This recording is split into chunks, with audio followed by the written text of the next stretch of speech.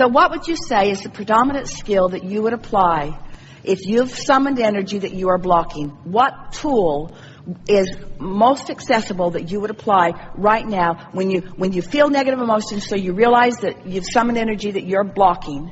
What is the most viable, obvious, easiest to apply tool that you could offer right here, right now? What is it? Well, I have to say for myself. What is it?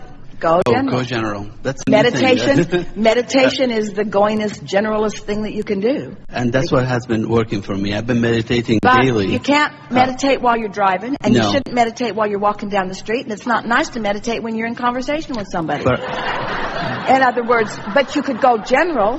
But I can access my being, and that's what I find my place of peace. But the thing is, access my being makes it sound like I have to go get it, and it's already there. So you're not going and getting it, you're letting it flow. So how could you let it flow? In other words, let go of the stranglehold. Right. So what do? Well, relax a little bit. You moved your body a little bit. You feel some motion a little bit. You move your toes a little bit. Move your hips a little bit. In other words, do something different than you're doing. Loosen up. That's the idea of loosen up. Mm. Loosen up. You're wanting to let it flow. Be easier. Be softer. Be quieter. Be slower, be smoother, be soother. In other words, isn't it a simple thing? If you're yelling at your kids, what could you do in that moment to be more general? They deserve it, but you're yelling at them. What could you do to go more general? Be quieter, or stop talking altogether. In other words, there's something to do. There's something to do every single time. There's never a moment that you can't go more general. Mm. Take some practice, especially with the kid thing, because I have a 3-year-old. When we start screaming, I cannot, of course, reason. So are you saying that in the middle of it, when it's happening, when there's already another momentum going, that it's hard for you to change that momentum? Oh. So what about you getting momentum going first? For myself. What about you going to bed, counting your blessings, appreciating something, going to sleep, waking up, finding something to appreciate, maybe doing some meditation, getting tuned in, tapped in, turned on, and then? What about you prepaving in advance, getting your momentum going, getting your light shining? Have you ever tried to light a fire in the rain? It's hard. But if there's a good fire going, it takes really big time rain to put it out. Momentum. So if you care about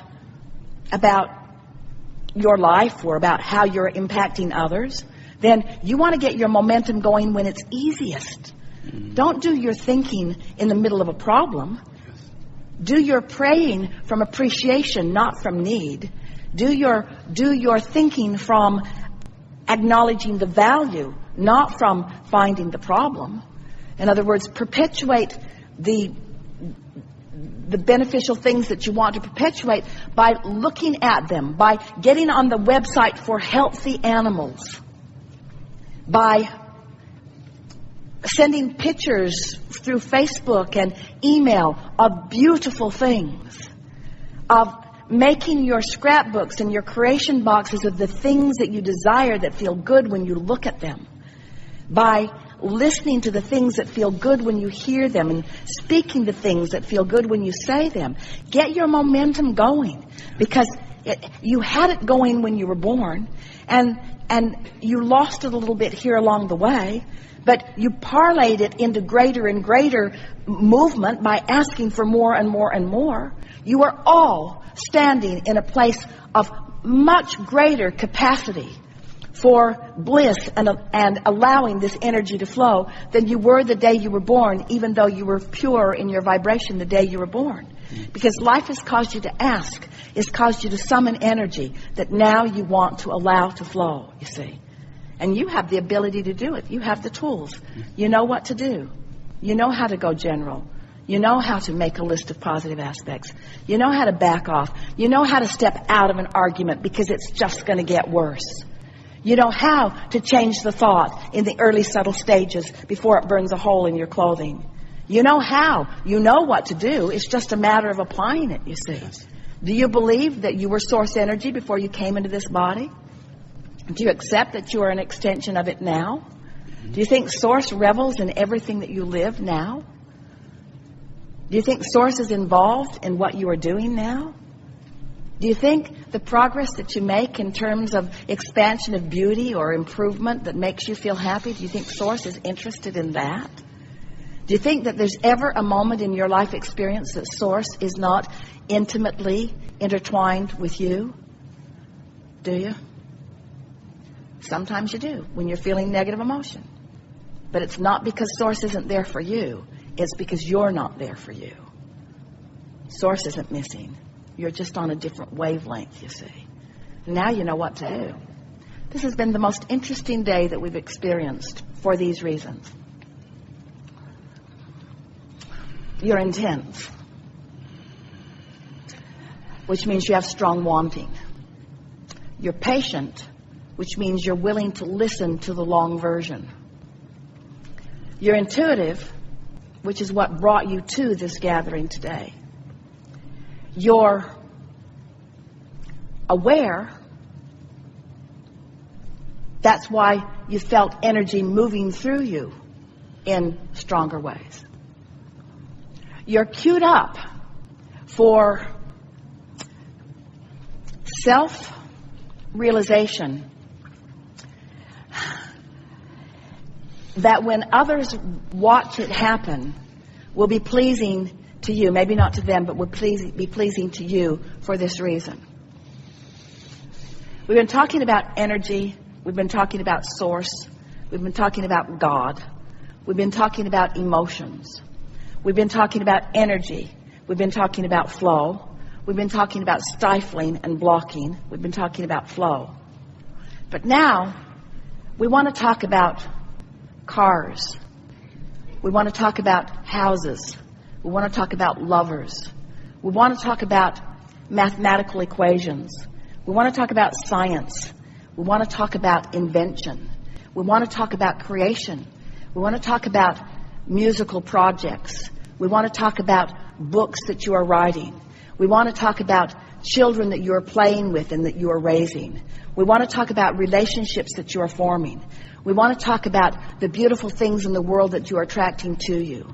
We want to talk about the things of this earth that you are focused upon. And we want you to find a way of integrating this vibrational, law-based, universal knowledge, of integrating it into the details of the things that are important to you.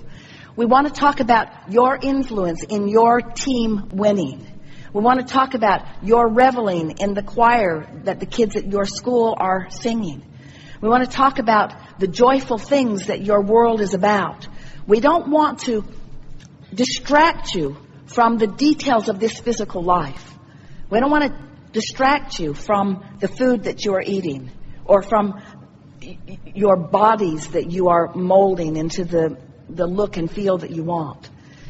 We don't want to distract you from anything that is of a physical nature. We just want you to look at the things that you are desiring and that are around you that are of a physical nature through the eyes of vibration, through the eyes of emotion, through the eyes of empowerment, from the eyes of assistance.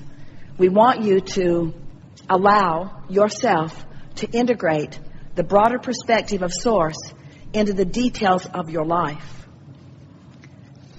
We want to say to you that when you are involved in the details of your life, and this is what you're bringing to this conversation, when you are involved in the details of your life, and you are not conscious in the moment of your alignment, that's where overwhelmment comes from. When you are involved in the details of your life and you are in conscious concert with alignment, that's when your ecstasy comes. That's when your passion comes. That's when your thrill comes. That's when those are those high points that you keep wanting to bounce to another and to another and to another.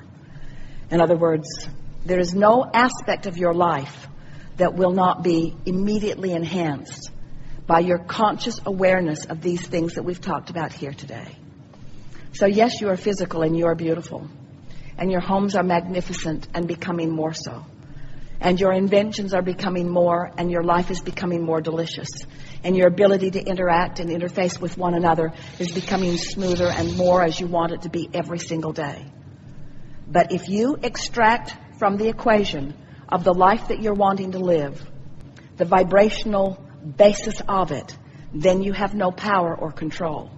And when you reinsert it into the conversation, and you are mindful of the way you feel, and you are directing your thoughts energetically, not just subject by subject, but feeling by feeling, now you've got control of your life experience.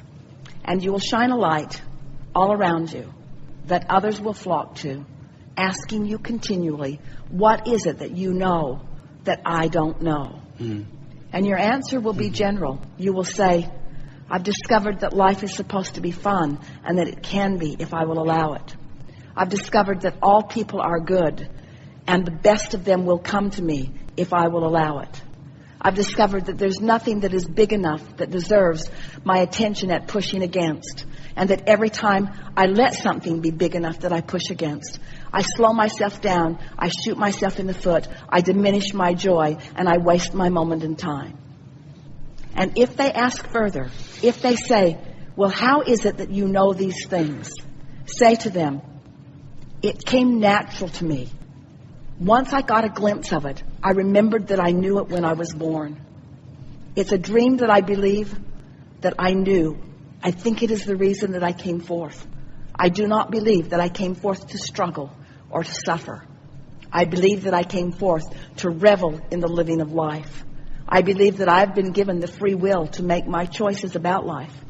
I believe that I'm backed up by a source so powerful and so loving that I cannot even find the words to describe it. And I believe that the presence of that is with me in every moment that I allow it. And somehow, I keep figuring out how to allow it a little now, and how to allow it a little now, and how to allow it a little now. And if they're still listening, and some of them will be, they may say, and how is it that you've discovered? What is it that you do? How do you allow this thing that feels so good to you? How do you allow it when your children are fighting or when someone is suffering? How do you allow it then? And you say, I can't allow it then. My attention to that deprives me of my ability to allow it. So I had to learn how to focus. And I practiced by looking at the best of life until I practiced the vibration of that. And then their logic will bring them to this. They will say, well, how is it that you dare to turn your eyes away from those who need you most? And then you give them the answer that they all are looking for, but that few are ready to hear right here and now in the midst of their trouble. You say, I turned the other cheek, because in turning it away from what troubles me, in turning it away from the problem, I turn it toward the solution. I've tuned myself to the solutions of life. I've tuned myself to the frequency that provides me with the solutions. So while I welcome problems because solutions are so fun to find, I stopped wallowing in the problem. We have enjoyed this interaction more than these words can explain to you. But we've been zapping you with the sonar of a dolphin all day today. It is our knowing that you have moved to a different vibrational place than you have been before. We want to say to you that we make too much of all of this, that if you would just find a reason to be playful and play. We encourage you, get together with your funnest of friends and spend time with them. We encourage you, go to your favorite places and focus upon them. We encourage you, get out the music that sounds the best to you and play it frequently. We encourage you, do those things that feel the best. Let those be the priority that are on your to-do today list. Put the things that don't feel good on someone else's list. Put the things that don't feel good on the list that says, maybe someday, but not today. Put them on the list that says, maybe someone else is ready to do this, but I have moved beyond it. I am a seeker of joy.